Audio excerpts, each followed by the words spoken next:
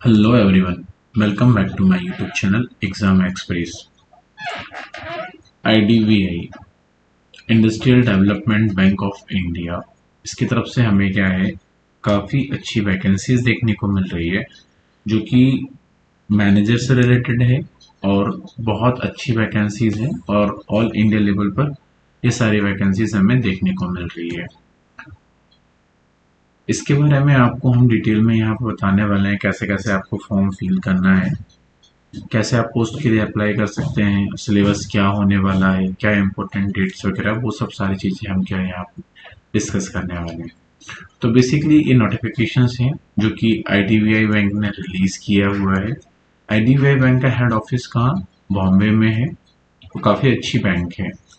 तो अभी इन्होंने रिसेंटली जो है recruitment of junior assistant manager grade O के लिए यहाँ पर नोटिफिकेशन रिलीज़ किया हुआ है और ये सारी की सारी जो पोजीशंस हैं परमानेंट बेसिस पर होने वाली है। काफ़ी अच्छी वैकेंसीज हैं। यहाँ पे हम डिटेल में बात कर लेते हैं वैकेंसीज की। तो नंबर ऑफ पोस्ट में बात करें हम, नेम ऑफ पोस्ट में जो junior assistant manager JM grade O है। टोटल नंबर ऑफ वैकेंसी की अगर हम यहाँ बात करें 676 वैकेंसीज हैं, जिनमें से अनरिजर्व कैटेगरी के लिए 271, एससी कैटेगरी के लिए 140, एसटी कैटेगरी के लिए 74, ओबीसी कैटेगरी के लिए 124 और ईडब्ल्यूएस के लिए 67 वैकेंसीज हमें यहाँ पर देखने को मिल रही है।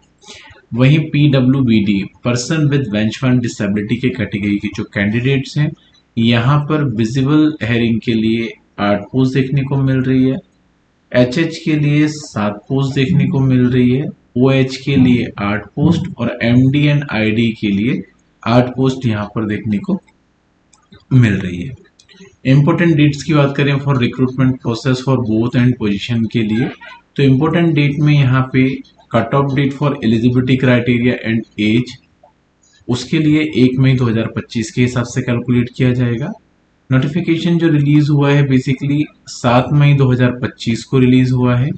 ऑनलाइन एप्लीकेशन फॉर्म फिलिंग की स्टार्टिंग डेट की बात करें 8 मई 2025 से स्टार्ट हो चुकी है और 20 मई 2025 इसकी क्या बेसिकली लास्ट डेट होने वाली है। तो आप लास्ट डेट के पहले पहले फॉर्म फिल कर देंगे तो it can be good for you. Tentative date of online test की अगर हम यहाँ पे बात करें तो 8 जून 2025 को ऑनलाइन एग्जाम कंडक्ट हो जाएगा। एलिजिबिलिटी क्राइटेरिया की अगर हम यहाँ पर बात करते हैं, जिसमें डिटेल में हम समझते हैं, तो यहाँ पर इस पोस्ट के लिए जो एज की बात करें, मिनिमम एज 20 ईयर्स यहाँ पर हमें क्या देखने को मिल रही है और मैक्सिमम जो एज है 25 ईयर्स देखने को मिल रही है। साथ ही साथ इन्होंने यहाँ पर मेंशन किया हुआ है the candidate must have been born not earlier than May 2000 and not later than 1 May 2005, वो डेट इंक्लूसिव।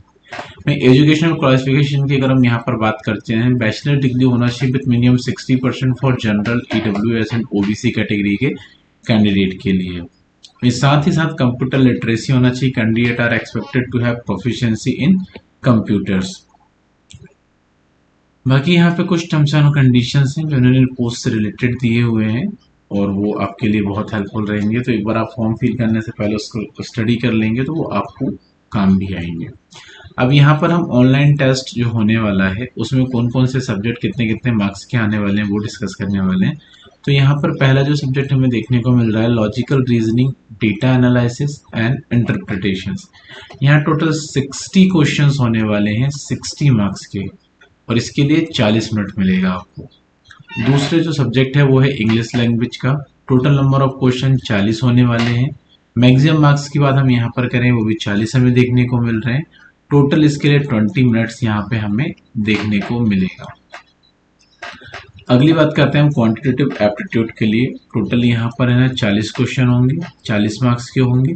ड्यूरेशन जो एग्जाम का है वो 35 मिनट्स का यहाँ पे होने वाला है।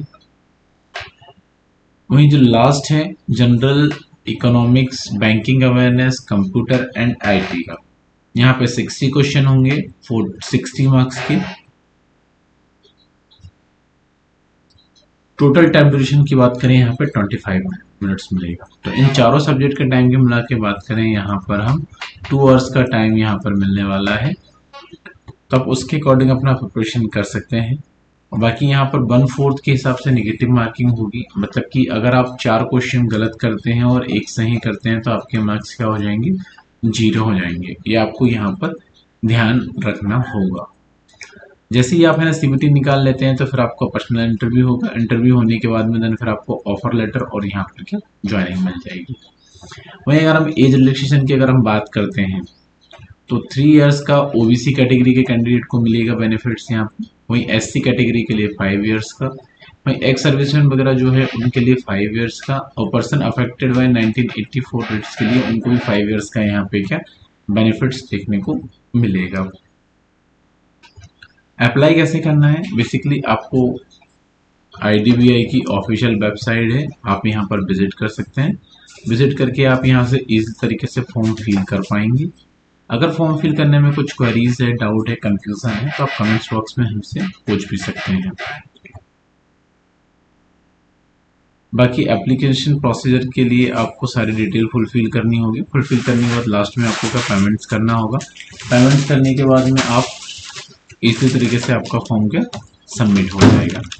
एप्लीकेशन फीस की अगर हम यहाँ पर बात करते हैं तो जो SC ST PWD कैटेगरी के कैंडिडेट होंगे उनको 250 रुपये एप्लीकेशन फीस पे करनी होगी।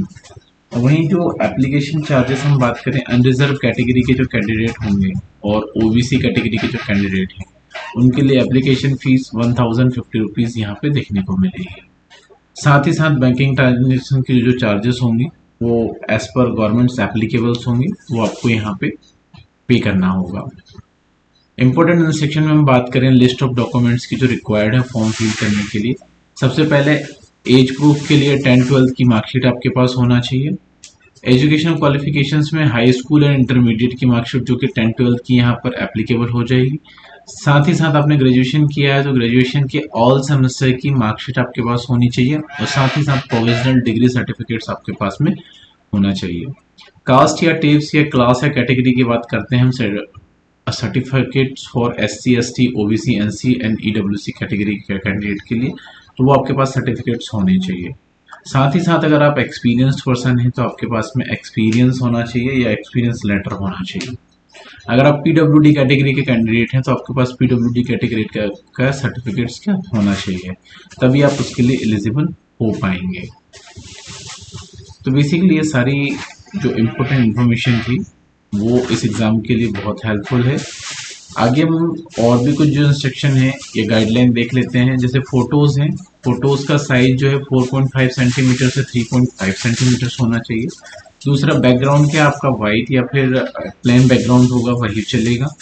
फ़ोटो का साइज जो है पिक्सल्स का 200 बाय 230 पिक्सल्स होना चाहिए, और साइज में जो है 20 KB से 50 KB के बीच में होना चाहिए, इससे ज़्यादा नहीं होना चाहिए। जब फोटोग्राफ कैप्चर कराओ तो एक बार चेक कर लीजिएगा आपकी आईज में रेड वगैरह तो नहीं आ रहा ड्यूरिंग द फ्लैश, अदरवाइज वो फॉर्म भी क्या रिजेक्ट हो सकता है। सिग्नेचर के लिए बात करें 10 से 20 KB का साइज होना चाहिए, 20 KB से ज़्यादा का साइज नहीं होना चाहिए। सिग्नेचर कैपिटल लेटर में नहीं करना है। साथ ही साथ जो पिक्सल है 140 से 60 का पिक्सल होना चाहिए, इससे ज़्यादा के पिक्सल में क्या है कि एप्लीकेशन एक्सेप्टेड नहीं होगी। साथ ही साथ थंब इम्प्रेशन के लिए भी यहाँ पर सेम रूल्स देखने को मिल रहे हैं। वहीं हैंड रिटन डिक्लेरेशन के लिए आपको ध्यान रखना है कि इसमें जो कॉलम का साइज है 800 बाय 400 का होगा, और उस पर 50 KB से ज़्यादा का नहीं होना चाहिए, आपको ये ध्यान रखना होगा। बाकी आप क्या है कि अपने सिटी के अकॉर्डिंग यहाँ पर सेंटर चूज कर सकते हैं। आप जिस भी सिटी से बिलोंग करते हैं उसके अकॉर्डिंग आप अपना सेंटर चूज करके फॉर्म फिल कर सकते हैं। बाकी अगर आपको कोई क्वेरीज है, डाउट है, कंफ्यूजन है तो आप हमें कमेंट्स बॉक्स में बताइए, हम उसको रिजॉल्व करने की पूरी कोशिश करेंगे। बाकी हमारे इस चैनल पर आपको ऑल इंडिया लेवल की सभी तरीके की जॉब अपडेट्स मिलती है, तो आप इसको चाहे तो सब्सक्राइब कर सकते हैं और बेल आइकन दबाना बिल्कुल ना भूलें। इससे क्या हो कि फ्यूचर में जो भी जॉब अपडेट्स यहाँ पर आती रहेगी वो आपसे क्या मिस नहीं हो पाएगी। बाकी हम आज का सेशन यहीं पर क्लोज करते हैं। Shining of this session, thank you.